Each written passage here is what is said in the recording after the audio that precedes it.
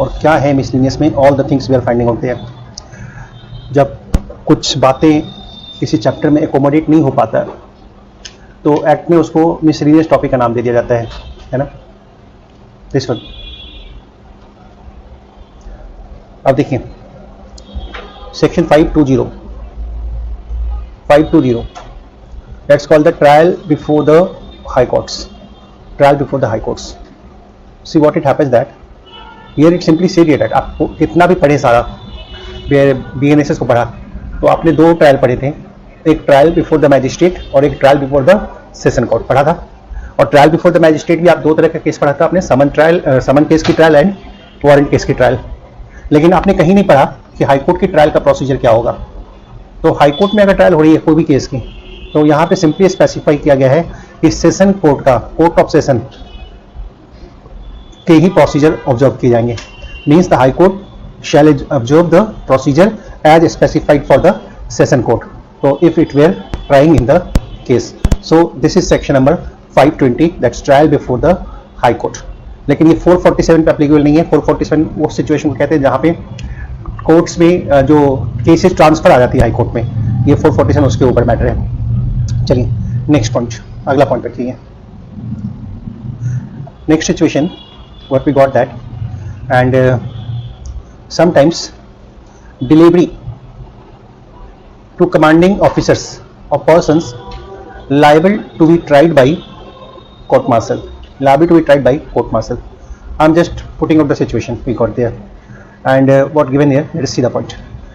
होता क्या है कि sometimes the persons are there who is subject to the Army Act, Navy Act or Air Force Act.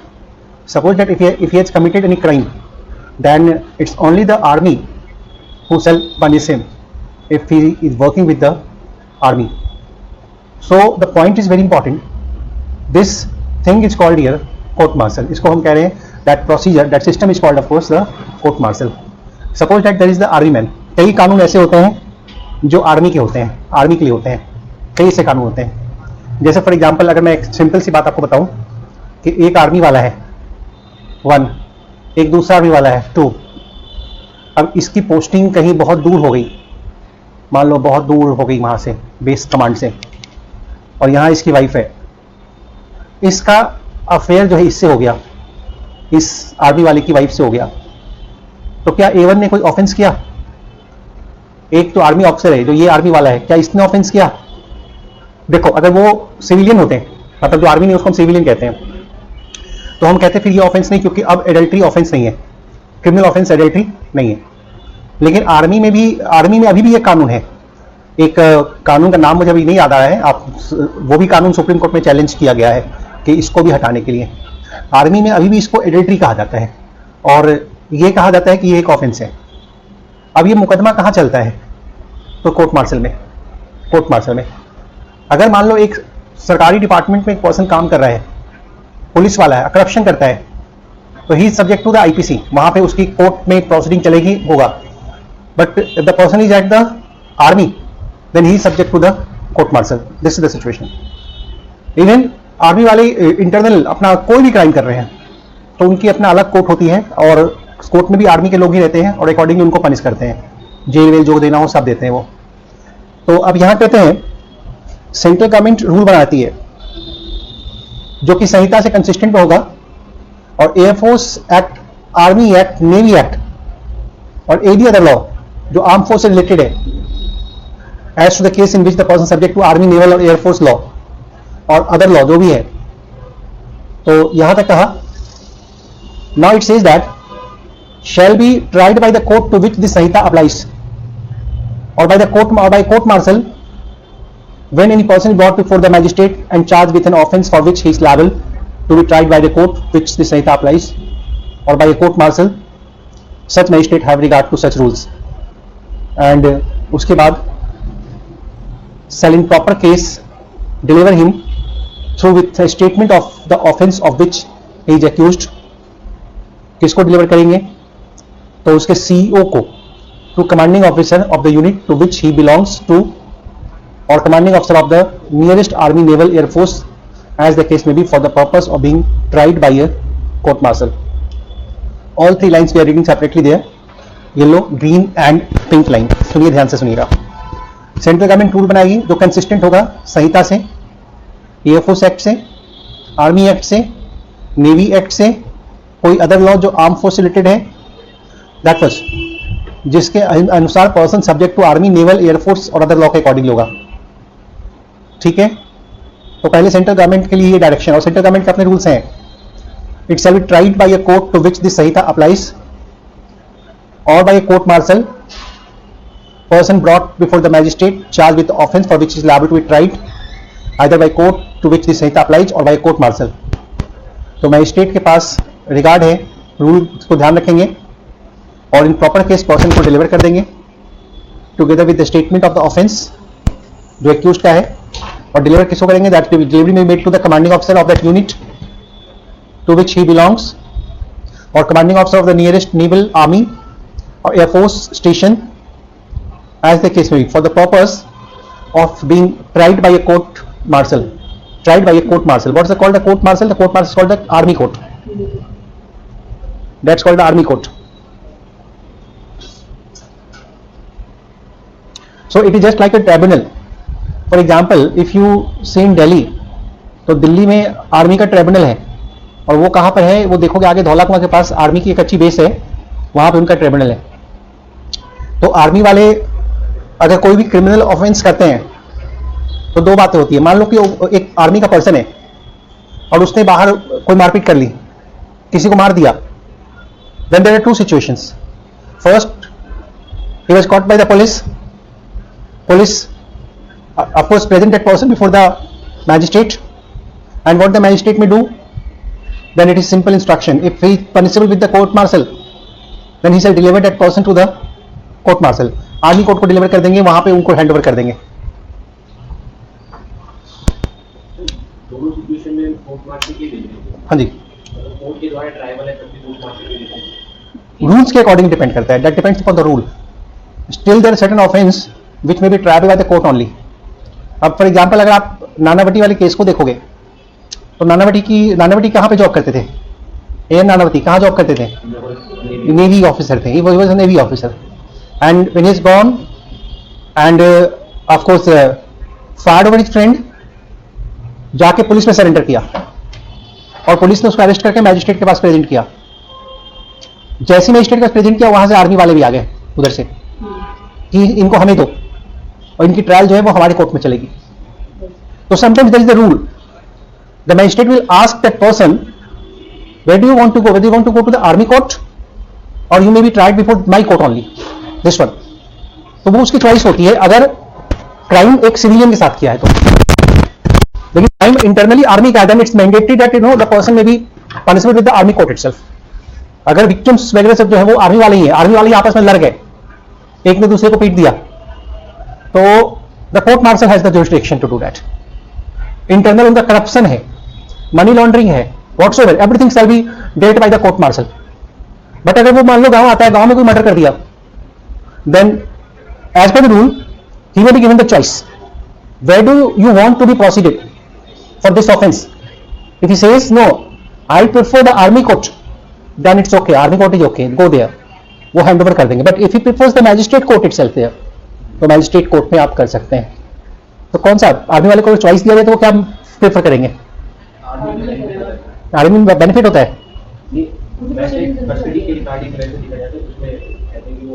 कोई benefit नहीं होता, बहुत टफ होता है, ज्यादा सुनवाई भी नहीं होती है, तुरंत पनिश करते हैं। रोज की ट्रायल चला देंगे, डेली की ट्रायल चला देंगे और कन्विक्शन होने के चांसेस बड़े हैं वहां पर। कई सर्कमस्टेंस में एविडेंस एक्ट भी नहीं लगता वहां, और बचाने वाला कौन सा कानून होता है, एविडेंस एक्ट ही होता है। सीरियल है वो, सब है A to Z, और बहुत ही टफ कोर्ट है वो आर्मी वालों का। एम नानावती ने प्रेफर किया कि हमको यहीं पे ट्राई करो मेरा, वो जाने से भी इनकार कर दिए। आर्मी वाले ने कहा कि हम इसको अपने जेल में रखेंगे, वो बोला मेरे लिए यही जेल ठीक है, वहीं पे मैं बढ़िया शराब। ठीक है, इससे क्या होता है ना, आर्मी वाले खुद आते क्लेम करने उस पर्सन को, उस एक्यूज्ड को, you must hand over this accused to me. Now the court has to see the rule and court will proceed according to the rules there. के लिए कोर्ट मार्शल बेटर कर रहा है। डिग्निटी को ध्यान में रखते हुए कोर्ट मार्शल बेटर होता है, लेकिन आपकी प्रेफरेंस है whether you want to go or not, है ना। वहां पे अगर मान लो इंसान वाकई क्राइम किया हुआ है तो वो डिग्निटी देखेगा कि ये देखेगा कि हम कितने दिन बच सकते हैं। मैं तो एक जुडिशियल ऑफिसर के पर्सपेक्टिव से बता रहा हूँ, वैसे पर्सपेक्टिव से तो वो लाइफ बात है, नॉर्मल कोर्ट ही मिलेगा। अगर एक पर्सन क्राइम, वहां तो 6 महीने में केस खत्म हो जाएगा कोर्ट मार्शल में, और जुर्म किया तो गया अंदर। यहाँ तो 2-3 महीने में जेल में रहेगा, उसका बेल मिल जाएगा, उसके बाद 15 साल के बाद फैसला आएगा कोर्ट का। सही है, 15 साल बाद कोर्ट का फैसला आएगा, तब तक पता नहीं और कितने सबूत देखे जाएंगे। एक भी, जब तक सारे सबूत जो है अनडाउटफुल मिले ना मिले तब तक पनिशमेंट नहीं होगी। अभी अब सबसे अच्छा एग्जांपल है मालेगांव ब्लास्ट का, that is the best example. हाँ, 2008 का केस, और ये कितना, कौन सा है, 2025 है।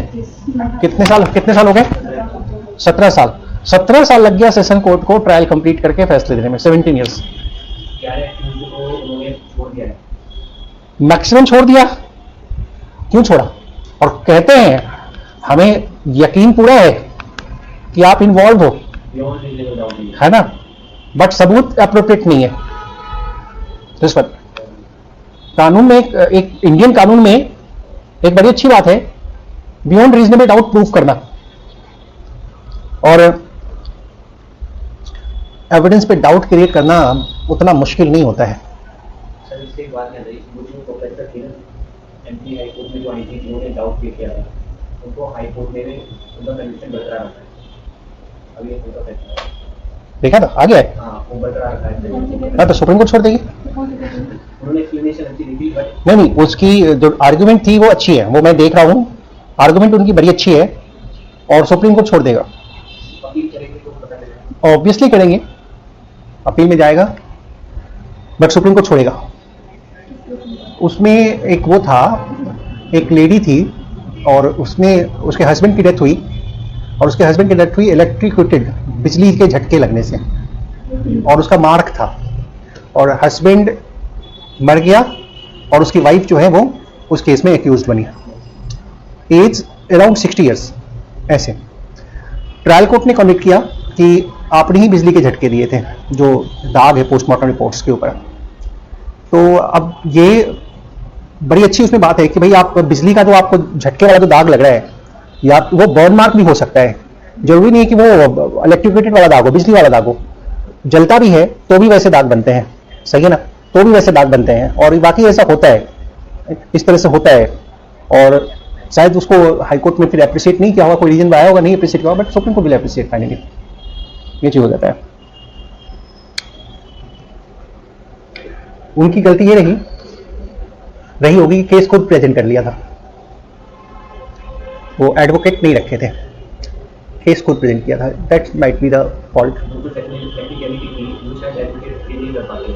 नहीं, एडवोकेट केस से पहले सब साइंस, बायोलॉजी, केमिस्ट्री सब समझ लेते हैं। हम जब बैठते हैं ना ऐसे कोई आर्गुमेंट करने के लिए, जो हमारे फील्ड का नहीं भी होता है, उसको पहले बैठ के बढ़िया से समझते हैं, बढ़िया से समझते हैं। मैंने देखो, हमारा बैकग्राउंड क्या था, फिजिक्स, केमिस्ट्री, मैथ्स थी, साइंस ग्रेजुएट था मैं। मेरे पास केस आया था माइंस का, है ना, माइंस का बहुत टेक्निकल केस था, जो यहाँ से तकरीबन कई 100 फीट नीचे जाकर के क्या मिलता है, कौन सा गैस होता है, कौन सा क्या होता है, सब पहले बैठ के माइनिंग इंजीनियर से समझा था चीज़ों को, आर्गूमेंट चला बढ़िया से समझा था इन चीज़ों को। और जजेज क्या होते हैं, जजेज क्या, वो जजेज भी तो समझते हैं, जैसे एडवोकेट है वैसे जजेज भी हैं, वो तो थोड़े कोई केमिस्ट्री एक्सपर्ट होते हैं।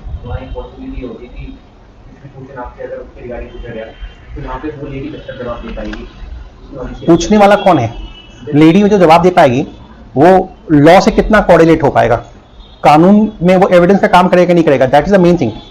कई चीजें होती है जो लॉ से मैच होना चाहिए, सिचुएशन, एविडेंस बनता है या नहीं बनता है, वो सब बातें होती है। तो सिर्फ आपका उस फील्ड में एक्सपर्ट होने से काम नहीं चलता है। कई बार ऐसा होता है कि आप एक्सपर्ट बन के बोलने जाए, बाद में खुद ही फंस जाए केस में, एक दूसरा केस बन जाए आपके ऊपर। तो ये सब भी सिनेरियो होता है ना।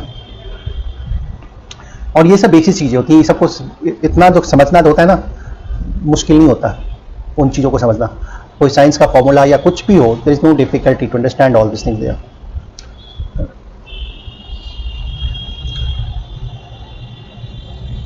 चलिए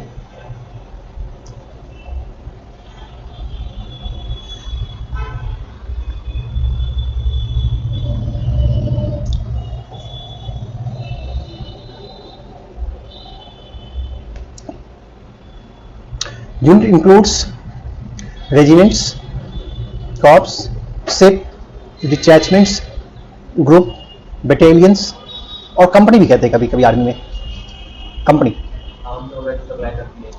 नहीं, वो एक्चुअली क्या होता है ना, आर्मी वालों के जो ग्रुप्स होते हैं, ठीक है, उनको कभी कभी कंपनी कहते हैं, कई जगह बटालियन कहते हैं, है ना, कई जगह उनको रेजिमेंट भी कहते हैं, ये सब चीज़ होती है। तो सबको कह दिया यूनिट यहाँ पे। और उस यूनिट का जो हेड होता है, that head is called commanding officer, that head is called commanding officer. ठीक है यहाँ तक? Good. Court martial includes tribunal with the powers similar to the those of the court martial constituted under the relevant army law applicable to the armed force of the इनका level कितना होता है? ये अपनी सुप्रीम कोर्ट जाती है, इनका martial का डिसीजन फाइनल वो डिपेंड करता है case to case. Sometimes it goes to the high Court, sometimes it goes directly to the supreme Court. अब क्योंकि ट्रिब्यूनल होती है तो अपीलेट ट्रिब्यूनल भी होती है, ठीक है, appellate tribunal equivalent to the high Court. So if you defeat at appellate tribunal then appeal may lie to the Supreme court.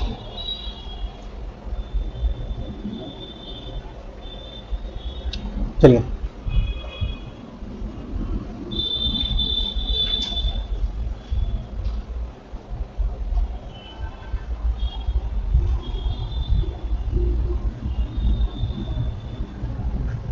Next point. तो अब देखो, अगर किसी को कोर्ट मार्शल में पनिश करनी है तो मैजिस्ट्रेट जो होते हैं, मैजिस्ट्रेट को एप्लीकेशन देंगे। कौन देंगे? CO. Application, who will put an application to the magistrate, that is the CEO, उसका कमांडिंग ऑफिसर। मैजिस्ट्रेट को कहेगा कि आप इस पर्सन को आर्मी को दे दो, he subject to the army act, एक रिटन एप्लीकेशन उस यूनिट का।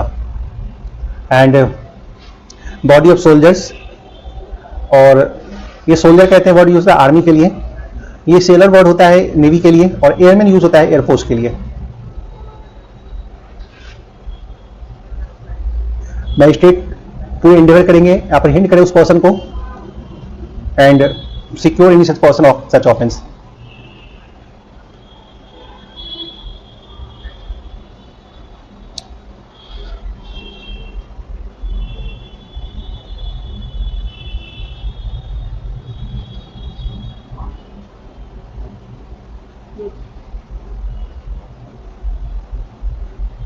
And direction, High Court may also give the direction. The High Court may, if it thinks fit, direct that a prisoner detained in any jail within the state be brought before the court martial. Even such direction may be given by the High Court as well.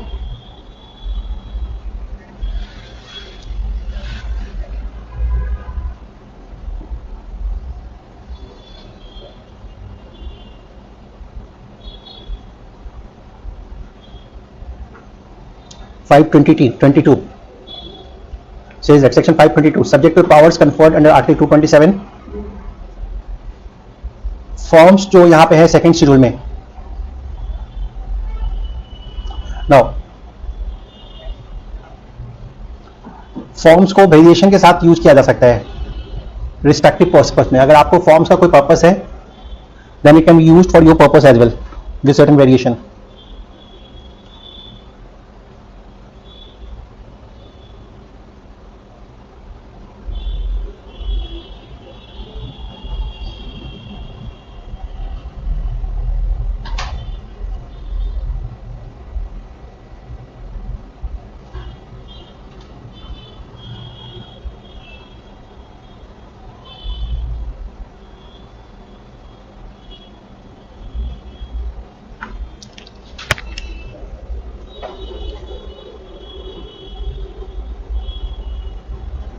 Next point.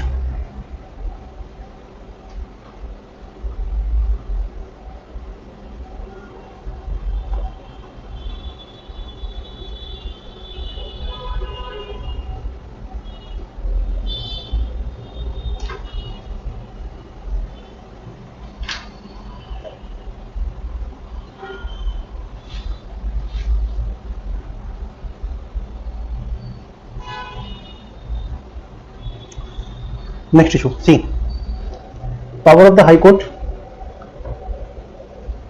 to make rules. See what's given that. Here it says that every High Court may, with the previous approval of the state government. First, it's required that High Court has to take the approval of the state government. And एक word होता है that's called petition writer in the criminal court. This one person किसको permission दिए जाएंगे, इसके लिए licence दिया जाता है. Who may be permitted to act as a petition writers.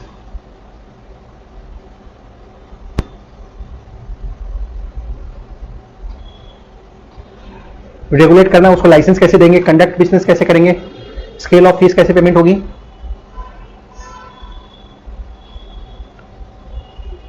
अगर वो कॉन्ट्रावीन करते हैं तो कॉन्ट्रावेंशन की क्या पेनल्टी होगी. All this things have been decided by the high Court. Any other matter in which required to B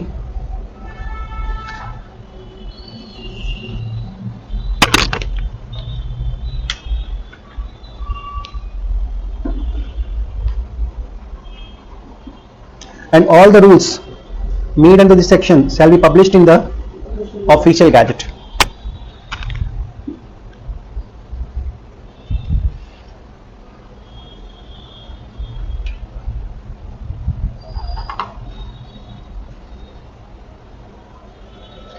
चलिए next point पे आते हैं. Next point,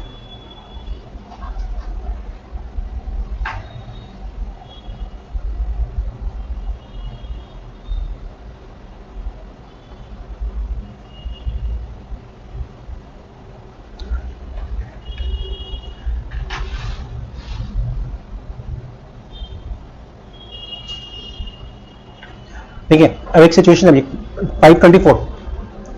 C section 524 simply specifies that कि sometimes it specified section 127, 128, 129, 164 and 166. These powers have been given to the executive magistrate there. Powers have been given to the executive magistrate. For example, section 127, it says that if you are disseminating certain matters, which is of course certain matters just तो यहाँ पे executive magistrate के पास power है bond लेने का. ठीक उसी तरह 128 हैबिचुअल ऑफेंडर के लिए है. और all this powers have been given to whom, to the executive magistrate. But this section says that legislative assembly of state by resolutions of permit,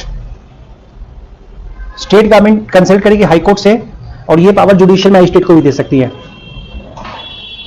देखो करना क्या क्या पड़ेगा.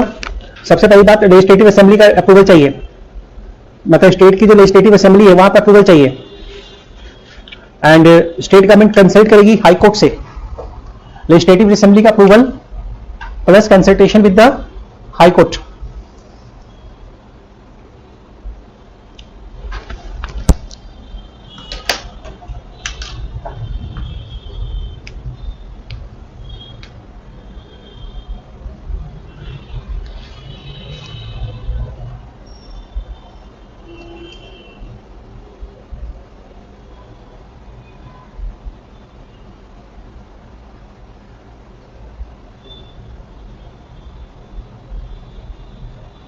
चलिए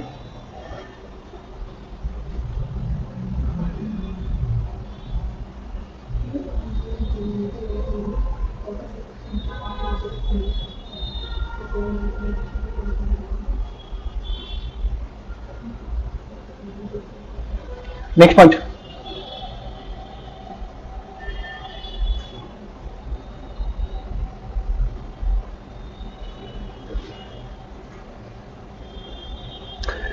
Judge cases in which the judge or magistrate is personally interested. Let us see the provision what we got there.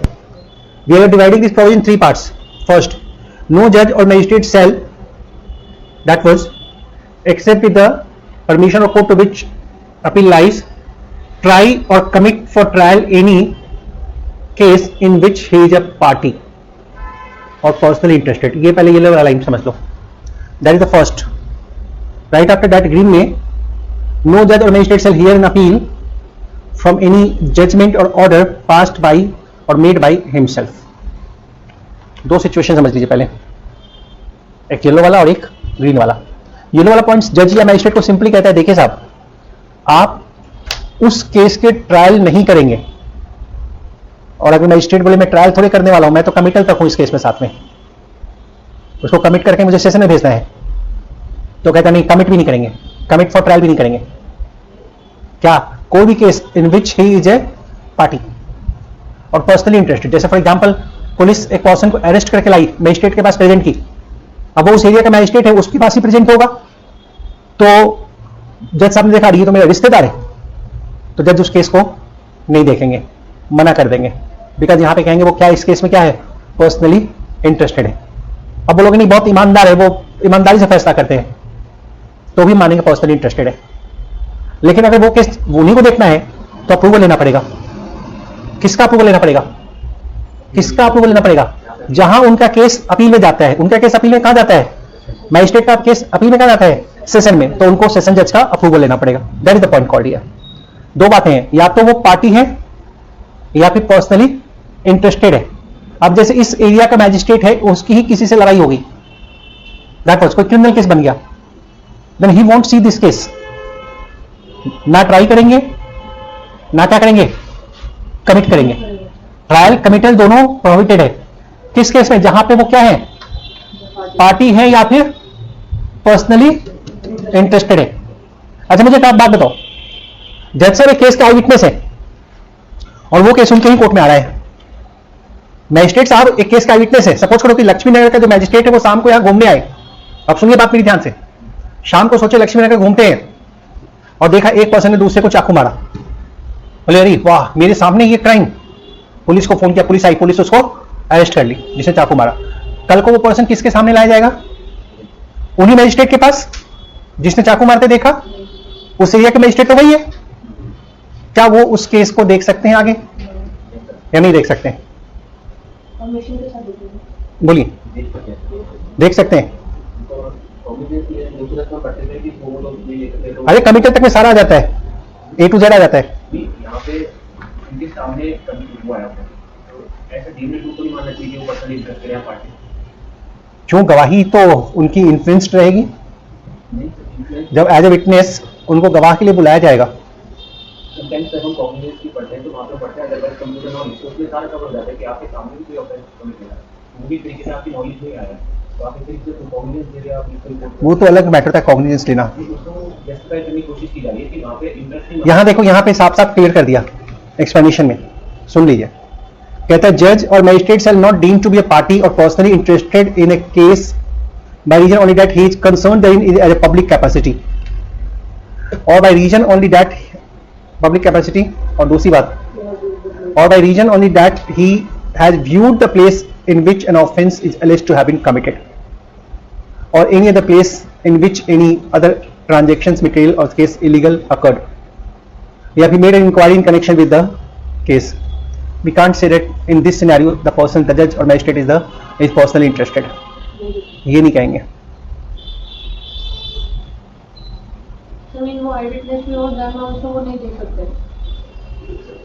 कहाँ हुआ? बोले देख सकते हैं, तो वही मतलब if he is a I witness even though he can see that case.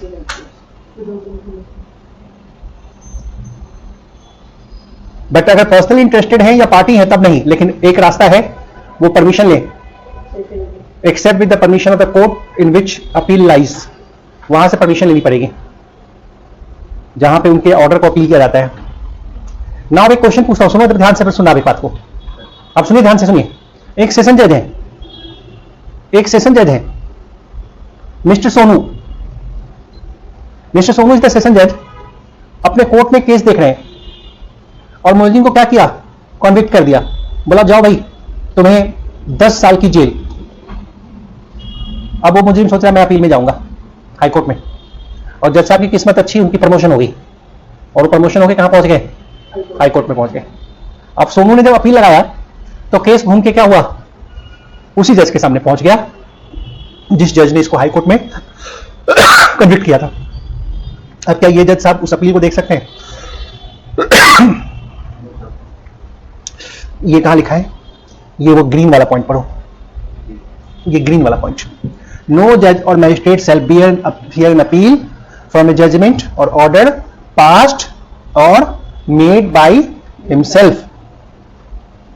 ऐसे कैसे चलेगा? खुद ही फैसले दे दो और फिर अपील हो तो आप ही के पास केस आ रहा है। वो तो पहले से ही फाइल पढ़ के अपने अकॉर्डिंगली तय कर चुके हैं कि तुम ही दोषी हो।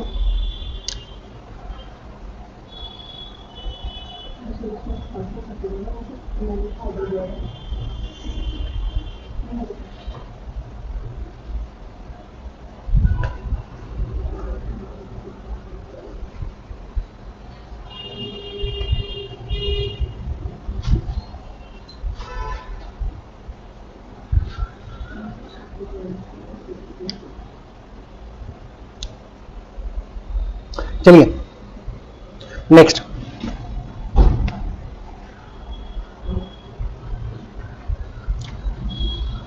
सेक्शन 526। यहां से एमसीक्यूज बड़े आते हैं।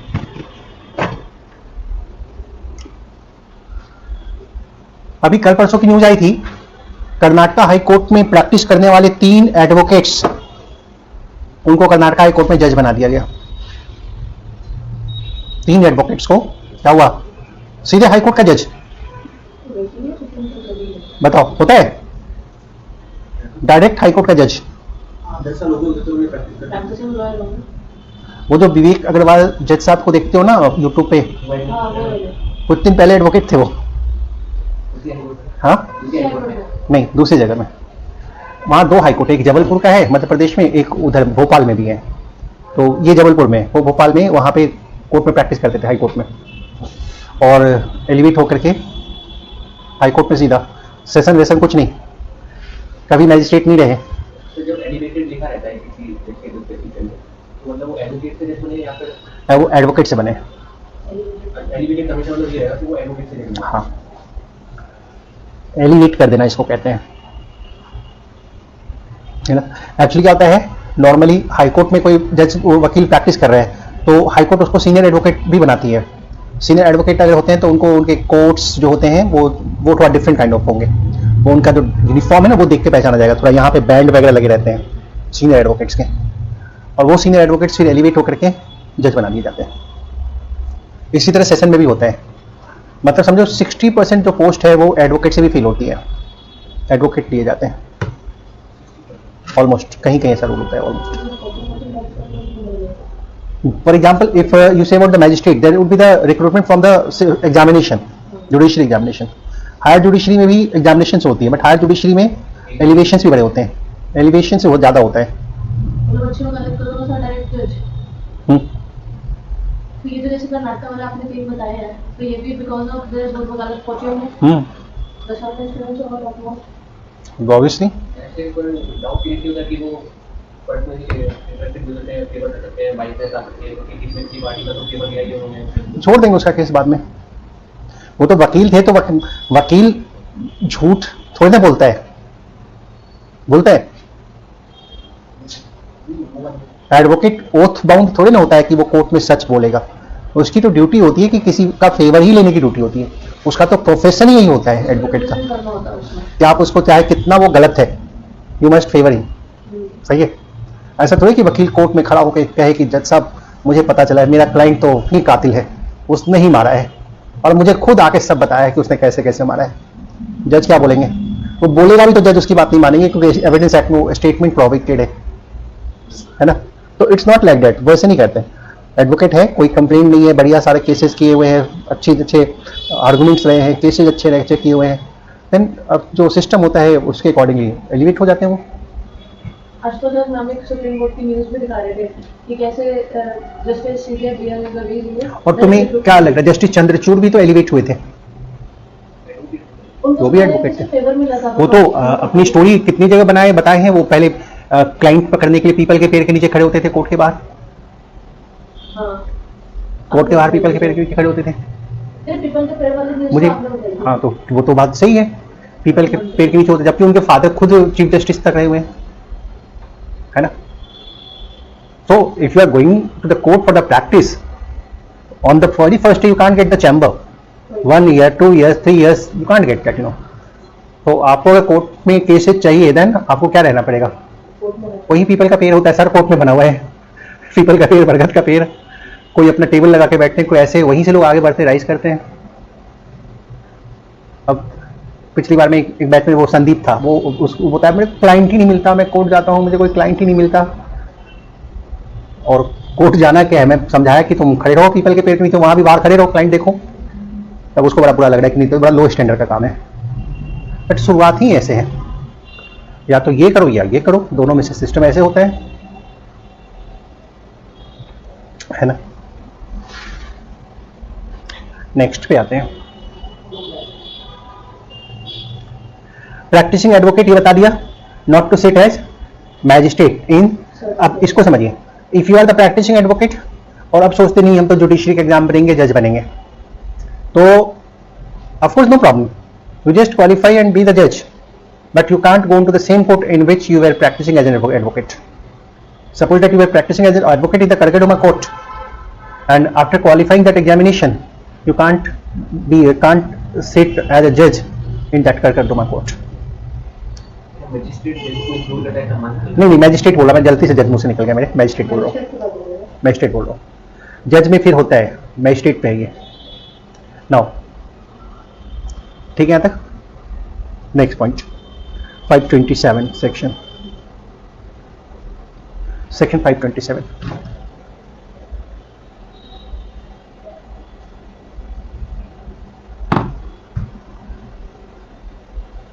It's quite known in common section of 527 that public servant concerned in the sale not to purchase or bid for the property. अब समझो जरा, normally what happens there? See, कई ऐसे सेल होते हैं, है ना, कई ऐसे क्या होते हैं ना, सेल होते हैं जहां प्रॉपर्टी ऑक्शन की जाती है, और वो भी सरकार की तरफ से। जैसे for example, suppose that Mister A has taken the loan from the bank, and for this loan this house is under charge, there is the property loan, housing loan, and this house is under the charge. Now the Mr. A failed to pay the EMI for more than 6 months. Then the bank finds that A's account becomes NPA, that's called non-performing assets. Then the bank is sending the notice to A to pay back the entire amount, and notice is given under section 13 subsection 2 of the SARFAESI Act 2002. SARFAESI में notice bank वाले ने क्या किया, Mister A को दे दिया। Now the Mister A is not able to pay, तो bank वाले 13(4) का नोटिस फिर देंगे कि भाई हम आपकी प्रॉपर्टी का पोजीशन ले रहे हैं। नोटिस दिया कि फिजिकल पोजीशन सिंबॉलिक पोजीशन हो गई, अब फिजिकल पोजीशन चाहिए। Now the bank is going to the judicial magistrate, filing an application and asking for the assistance so that they could take the position of that house. Magistrate makes the order, उस order की copy को लेके वो police station जाते हैं, police लेते हैं अपने लिए, और अपॉइंटेड डेट पे उस घर को पहुंच के खाली करवाते हैं, घर को पूरे अपने कब्जे में ले लेते हैं। अभी भी पैसे नहीं दिए तो अब इस घर का क्या निकालेंगे, ऑक्शन निकालेंगे। अब ऐसा भी हो सकता है कि ऑक्शन बड़ा हेयर फ्री भी होता है। मान लो 1 करोड़ का घर है, तो अगर वो नहीं बिक रहा है ना, तो ऑक्शन रेट कम होता जाएगा। सपोज करो आधी आज बिकना है और रेट कितना है 1 करोड़, तो 1 करोड़ पे कोई नहीं खरीदा, फिर सेकंड बिड डालेंगे, निकाल देंगे कम का, 90 लाख का, नहीं बिका 70 लाख का, नहीं बिका 60 लाख का। एक लेवल तो आएगा जहां एक पर्सन ले लेगा। 1 करोड़ का चीज कितने में आ गया, 60 लाख में। अब तो बहुत लोगों की नजर आ जाएगी। ई ऑक्शन होता है, आप 25% बिडिंग, 10% बिडिंग अमाउंट दे करके, वो अर्नेस्ट मनी होता है, वो देके आप बिड कर सकते हो। आपने 60 लाख पे यस कर दिया, 25% आपने अर्नेस्ट मनी दे दी, बाकी आपको पेमेंट करना है। कई बार होते हैं ना, बैंक ऑफिशियल्स बड़े बदमाशी करते हैं, वो सोचते हैं कि ऐसा करते हैं ना, हम खुद ही कर देते हैं बिडिंग, कि हमें 1 करोड़ का चीज कितने मिल जाएगा, 60 लाख में, या खुद ना करके अपने रिश्तेदार दोस्त इन सबसे करवा लेते हैं। ठीक है, इवन वकील जो केस देख रहे होते हैं उस क्लाइंट का, वो कर देते बिडिंग कि प्रॉपर्टी सस्ते मिल रही है। 527 कहता है बिल्कुल मत करना। Public servant having any duty to perform in connection with the sale of any property under Sanhita shall not purchase और बिड ऑन द प्रॉपर्टी। आपको सेल भी नहीं, आपको बिड भी नहीं करना, और आपको क्या नहीं करना है, परचेज भी नहीं करना, both of the things you are not required to do at all.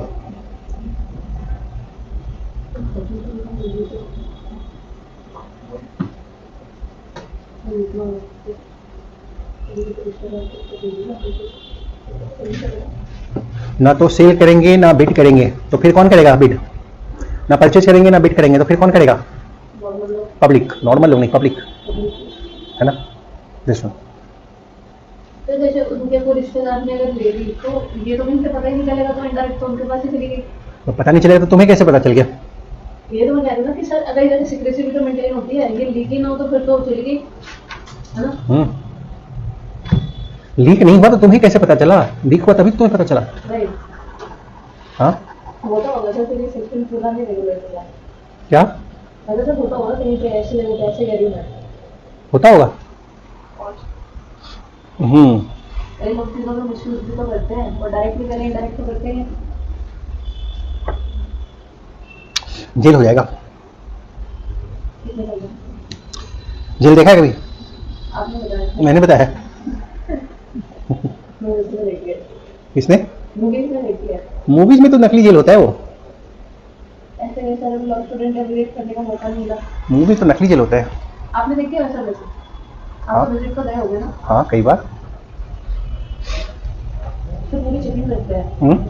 तो मैं पूरी बहुत बहुत ज्यादा. और वो कार्ड होता है एडवोकेट्स का, वो भी देखती है अंदर. सब देखते हैं, चेक करते हैं. प्रॉपर टाइम मेंशन होता है वगैरह वगैरह, ना.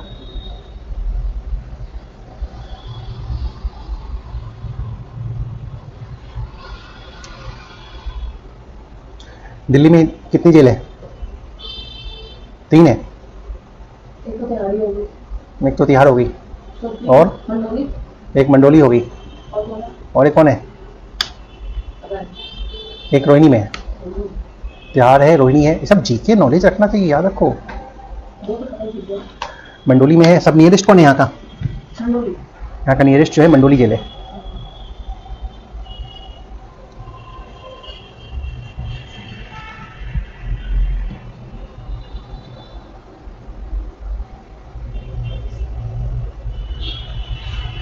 Next point, saving of inherent power. Inherent power. What is the meaning of the word called inherent power? Inherent power मतलब क्या होता है?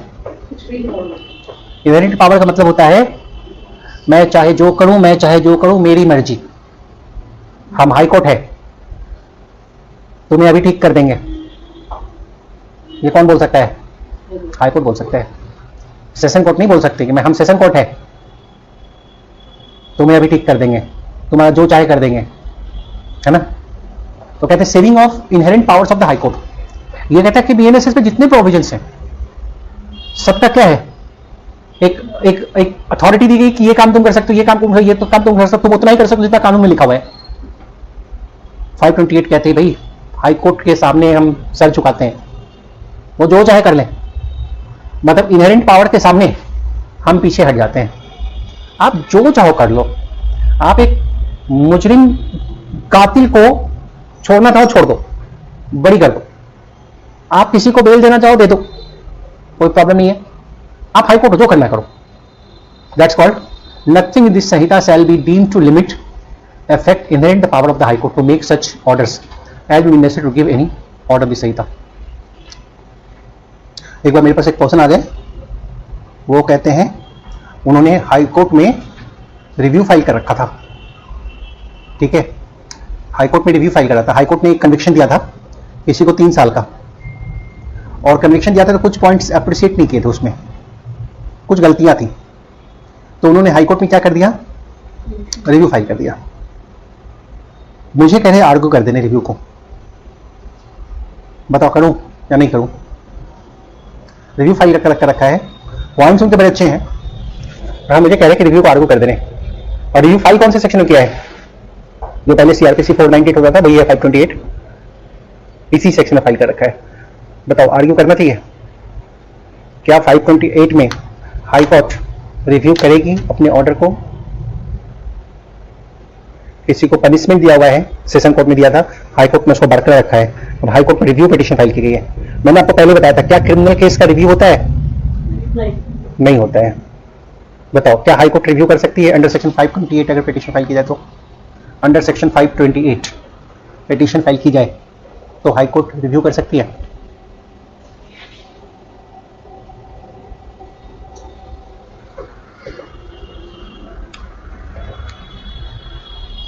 या नहीं कर सकती?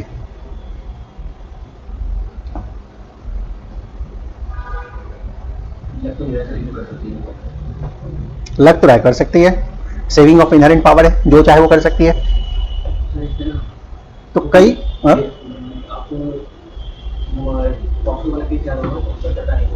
तो उसमें भी उन्होंने 528 और 226 दोनों की कंबाइन करके कई हाईकोर्ट ने और पॉक्सो एक्ट को छोड़ दिया था। तो वहाँ भी सुप्रीम कोर्ट ने बोला कि 528 इनहेरेंट पावर आपको पॉक्सो के एक्ट को छोड़ने की पावर नहीं दे रहा।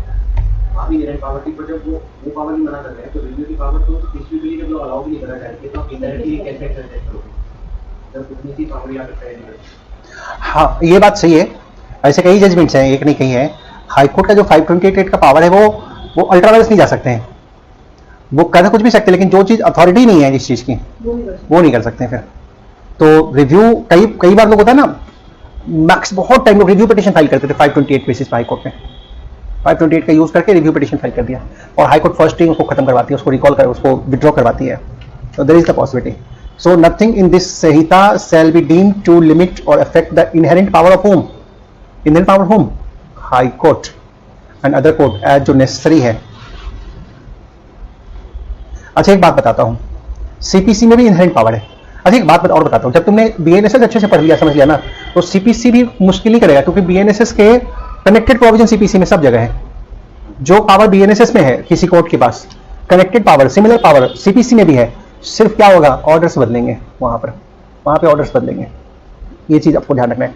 तो सीपीसी में ऐसे कनेक्टेड प्रोविजन कौन सी है? हाँ, सेक्शन 151 है। और 151 में जो पावर है वो किसके पास है? वहां हाई कोर्ट, डिस्ट्रिक्ट कोर्ट, मतलब छोटे से छोटे जज जो है, बच्चा जज भी है, उनके पास भी है। सिविल कोर्ट, सिविल जज के पास भी है। हर जज के पास है। हर जज के पास है 151 का पावर। एक लिमिट में है ना जज? क्या? नहीं, उसकी भी कोई लिमिट नहीं डाली है। अब ऐसा नहीं कि गैर कानूनी काम करते रहो उसमें, है ना? फिर गैर कानूनी काम थोड़ी ना करते रहेंगे। तो ये तो बढ़िया है, ये बढ़िया है दिस वन। तो अब इसी क्वेश्चन को इंटरव्यू में घुमा के पूछा जाता है कि सेशन जज के पास ज्यादा अथॉरिटी होती है या डिस्ट्रिक्ट जज, सिविल जज के पास, या डिस्ट्रिक्ट जज कह लो जो सिविल केस देखते हैं, who has got the much authority? किसके पास होती है ज्यादा पावर? हाँ, यही के पास। इसके पास 151 है, इनके पास 528 है, 528 इनके पास नहीं है। इनसे गलती हो गई ना तो सुधार नहीं पाएंगे, और इससे गलती हो गई वो सुधार लेंगे, वो रिव्यू लगा लेंगे या अपने डिसीजन को रिकॉल कर लेंगे। मतलब अपना जो फैसला दिया है उसी को रिकॉल कर लेंगे, वापस ले लेंगे।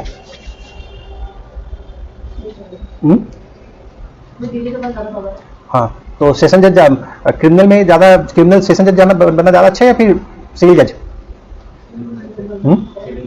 शुरू में सिविल बनना ज्यादा अच्छा रहता है। तो ये चॉइस थोड़ी होती है सर, हम सिविल बनेंगे, वो तो अपने हिसाब से रहते हैं ना। इंटरव्यू के टाइम के पोस्ट हमारे पास थोड़े ऑप्शन होते हैं।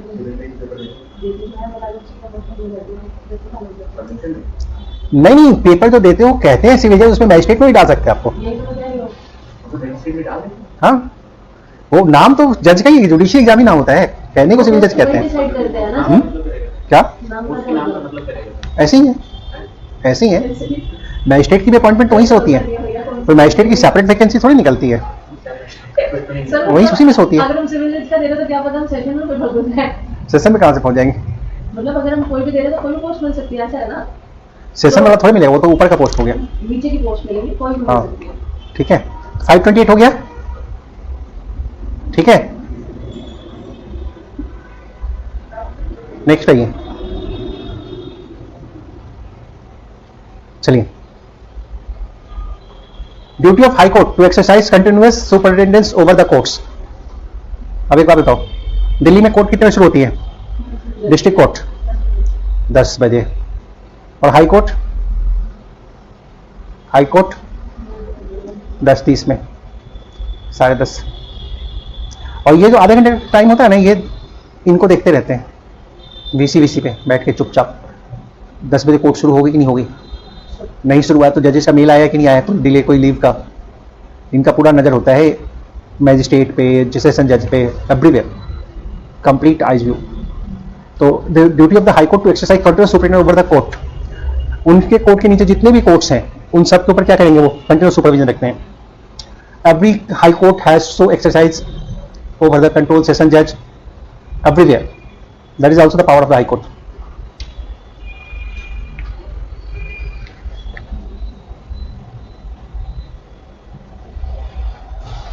Trial and proceeding to be held in electronic mode.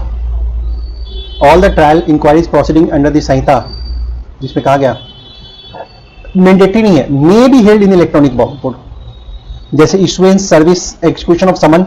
अब कहते हो ना व्हाट्सएप के थ्रू समन भेज दिया गया, अब बाद में बोलोगे कि मुझे व्हाट्सएप तो देखना नहीं, मुझे समन नहीं समझ में आया, कोर्ट ये कहता है डन, सर्विस मानी जाएगी, मेल के थ्रू भी मानी जाएगी। Examining the complainant, examination of witness, recording the evidence, all the appellate proceedings under section be used in the electronic communication.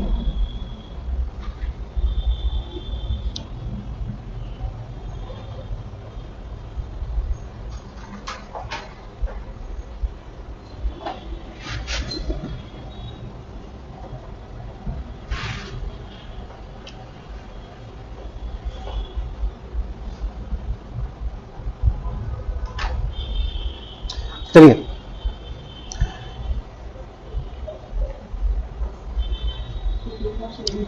अब सुनो, किसी बीएनएसएस आने की वजह से देखो, एक कानून को जिंदा करने के लिए भी एक कानून चाहिए और एक कानून को मारने के लिए भी एक कानून चाहिए। किसी कानून को जिंदा करते हैं तो उसको जिंदा कौन करता है, या तो वही कानून करता है या कोई दूसरा कानून करेगा। जैसे बीएनएसएस को जिंदा कौन कर रहा है, इसका सेक्शन 1 लिखता है, it shall come into the force from such state as may be specified by the notification. ये उसको लाइव कर रहा है। तो अब सुनो ध्यान से, दो कानून एक ही मैटर में तो नहीं चल सकता, सीआरपीसी भी और बीएनएसएस भी, सही है। तो सीआरपीसी को मारना होगा, खत्म करना होगा, रिपील करना होगा, तो उसको रिपील करते हैं, करेंगे कैसे? तो या तो एक सेपरेट कानून बनाओ, नहीं, code of criminal procedure repeal act, या इसी कानून में एक प्रोविजन डालो जिसमें कहो कि उसको खत्म करते हैं, तो कर लो। कहता है repeal, the code of criminal procedure is here by repealed, खत्म, मौत हो गई उसकी, हियर बाई रिपील्ड। किससे? बीएनएसएस ने सीआरपीसी को मार दिया, खत्म कर दिया। अब कहता है ठहरो ठहरो ठहरो, रिपीलिंग सेविंग भी करना होगा, थोड़ा सा जिंदा भी रखो उसको थोड़ा सा जिंदा रखो। क्यों भला? क्योंकि जिस दिन बीएनएसएस आ रही है उस डेट तक जो ट्रायल चल रही थी पहले से, या जो अपील चल रही थी, या जो रिवीजन चल रही थी, उसके लिए सीआरपीसी जिंदा है। कहते हैं if immediately before the date on which the संहिता comes into force there is any appeal, application, trial, inquiry, investigation pending. तो यहां कहता है, ध्यान दीजिए, such appeal, application, trial, inquiry, investigation, क्या चॉइस है कि बीएनएसएस में चले जाइए आप सीआरपीसी के थ्रू करें पुराने वाले को, क्या पुराने वाले को नए के थ्रू कर सकते हैं? कहता नहीं, कहता शैल बी क्या कहता है, डिस्पोज्ड ऑफ, कंटिन्यूड, हेल्ड और मेड एज द केस में be in according with the provision of what, code of criminal procedure, as in the force immediately before such commencement as the Sanhita had come into the force. अब सुनो मेरी बात, मैं question पूछता हूं, उसका answer देना, अब उसका आंसर देना। क्या एक पर्सन अगर सीआरपीसी में ट्रायल चल रही है, उसकी वो जेल में बंद है, उसकी बेल एप्लीकेशन जो है बीएनएसएस के अकॉर्डिंग लगी या सीआरपीसी के अकॉर्डिंग लगेगी? बीएनएसएस के अकॉर्डिंग लगेगी या सीआरपीसी के अकॉर्डिंग लगेगी? बोलो, किसके अकॉर्डिंग लगेगी? बीएनएसएस और सीआरपीसी? ये कहता है सच अपील, एप्लीकेशन बोला है, बेल इज द एप्लीकेशन, तो आप सीआरपीसी के अकॉर्डिंगली लगा सकते हो। बट बीएनएसएस में बेल के प्रोविजन थोड़े सस्ते हैं, मतलब लिबरल है। तो आप अगर चाहते हो कि बीएनएसएस के थ्रू लगाने, तो सुप्रीम कोर्ट ने बोला है कि आपको राइट है, आप बीएनएसएस के थ्रू बेल एप्लीकेशन लगा सकते हो। Means accused is under the trial under the CrPC, accused is under trial of the CrPC, his bail application may be moved under BNSS, that is stated by the supreme court, but here the provision says that you need to wait for the CrPC for the bail application. पुराने हुए offence के लिए अगर magistrate के पास FIR register करवाने की application दे रहे हैं तो 156(3) सीआरपीसी में देना पड़ेगा या 175(3) बीएनएसएस में देना पड़ेगा। ऑफेंस पुरानी है, आज आप एप्लीकेशन देना चाह रहे हो, पुलिस ने केस रजिस्टर नहीं किया।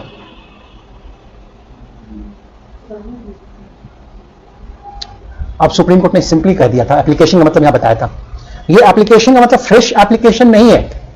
इस एप्लीकेशन मतलब वो एप्लीकेशन जिसमें जो केस चल रही है और वहां आप कोई एप्लीकेशन मूव कर रहे हैं, जैसे आप 91 का एप्लीकेशन मूव कर रहे हैं रनिंग केस में, ये उसके लिए ये that is a fresh application you are moving before the magistrate in order to just requesting the magistrate to make an order so that the police could register the FIR. So you have to go under section number 175 subsection 3 though the offence was committed at the regime of CRPC। कोई problem नहीं है। आज अगर आप application लगाएंगे तो किसके according लाना पड़ेगा आपको? बीएनएसएस के अकॉर्डिंग लगाना। बेल एप्लीकेशन किसके अकॉर्डिंग लगाना है? बीएनएसएस के थ्रू। बाकी जितने भी एप्लीकेशंस हैं जो आप रनिंग केस में लगा रहे हैं वो किस में लगाएंगे? वो आप सीआरपीसी में चल रहा है तो सीआरपीसी में लगाना है। इसलिए बिल अलाउ करिए क्योंकि वो फ्रेश एप्लीकेशन। हाँ, वो फ्रेश एप्लीकेशन होता है। 175 सबसेक्शन 3 मैजिस्ट्रेट को एफआईआर रजिस्टर करने की जो एप्लीकेशन लग रही है वो भी फ्रेश है। तो फिर सर अपील पे भी चला जाएगा, क्योंकि लागू रहेगा अगर अपील आप कर रहे हो। हाँ, वो फ्रेश केस का ही कंटिन्यूएशन है।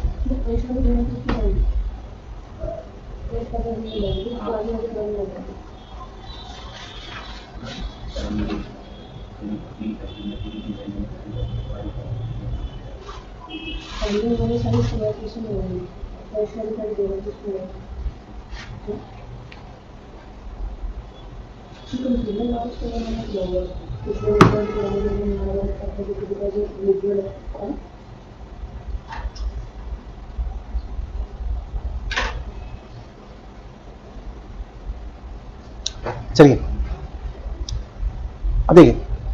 अब देखो मैजिस्ट्रेट्स वगैरह की जो अपॉइंटमेंट होती है वो सीआरपीसी में होती है, राइट। अब सीआरपीसी खत्म तो क्या मैजिस्ट्रेट की नौकरी भी खत्म? ये सबसेक्शन बी क्लॉज भी बचा रहा है।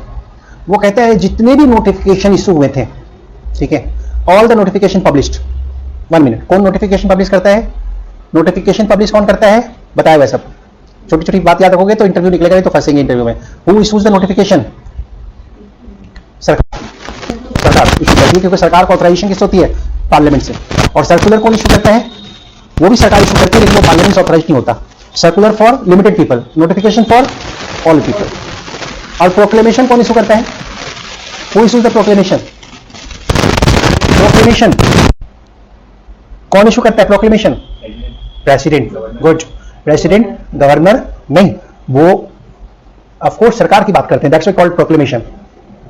और जो पावर कन्फर्ड है रूल्स में, लोकल जुरिस्डिक्शन में डिफाइंड है, सेंटेंस जो पास हुए हैं, ऑर्डर्स, रूल्स, अपॉइंटमेंट।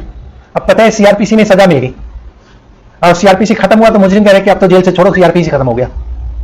तो ये प्रोविजन का नहीं, जो वहां था वो बीएनएसएस में आ गया। मैजिस्ट्रेट की अपॉइंटमेंट जो भी कोर्ट में हुई है, जो in force immediately before the commencement संहिता shall be deemed to respectively to have been published, issued, conferred under the संहिता। अब नीचे वाला कोई प्रॉब्लम रेलिवेंट नहीं, छोड़ दो इसको, इनमें कुछ नहीं है। ये समझ लो, कोई भी कंसेंट अकॉर्डेड हुए हैं कोड में, सीआरपीसी में, वो मानेंगे संहिता में एक मिला है।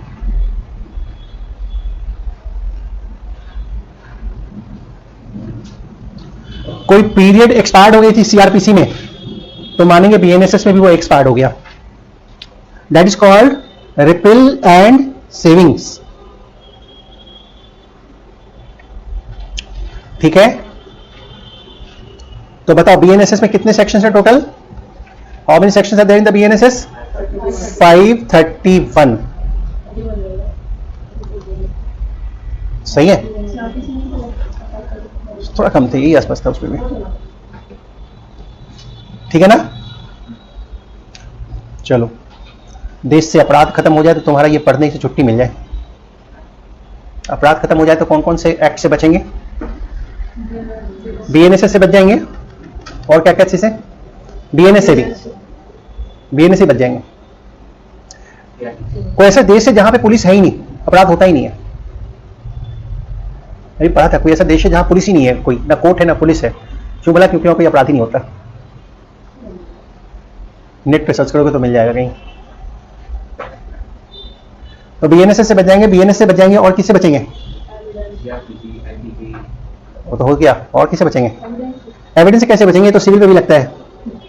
स्पेशल और बीएसएस से बच जाएंगे, बाकी सारे स्पेशल एक्ट से बच जाएंगे, पॉक्सो से बच जाएंगे, एनडीपीएस से बच जाएंगे। क्या नहीं, मतलब लोग सब शरीफ हो जाए, सब बढ़िया हो जाए, शरीफ हो जाए, आप लोगों का काम इफेक्ट हो जाएगा। ये तो मानने वाली बात है। हॉस्पिटल बंद हो जाएंगे तो लोग अगर मानना पड़े। मतलब तुम चाहते हो कि बदमाश लोग रहे, मैं तो दूसरा नजरिए बता रहा हूँ। है ना? मोदी जी कभी अपनी कहने की मैंने क्या